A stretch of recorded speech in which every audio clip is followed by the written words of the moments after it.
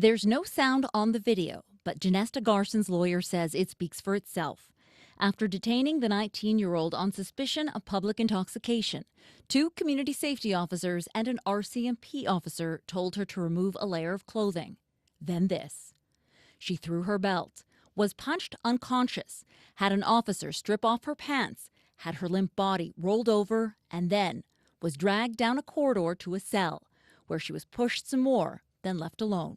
Garson's lawyer says his client wouldn't have been treated this way if she wasn't Indigenous.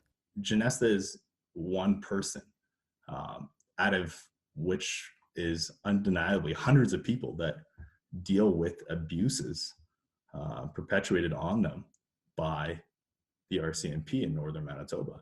Eventually, Garson was taken to hospital. Rohit Gupta says she faced assault charges, later dropped.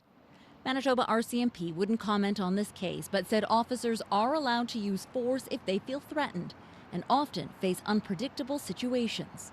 Only the individual that's using force or is potentially being a threat knows what's going to happen.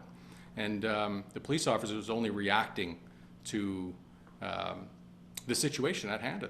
Peace officers have a special provision under the criminal code. This expert says the use of force has to be relative to the threat and says this case should be investigated. My first reaction was that the degree of force seemed unnecessary.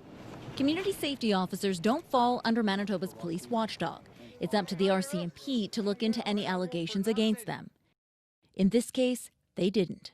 Garson is now suing the community safety officers, the RCMP, and the City of Thompson for discrimination, excessive use of force, and unlawful imprisonment.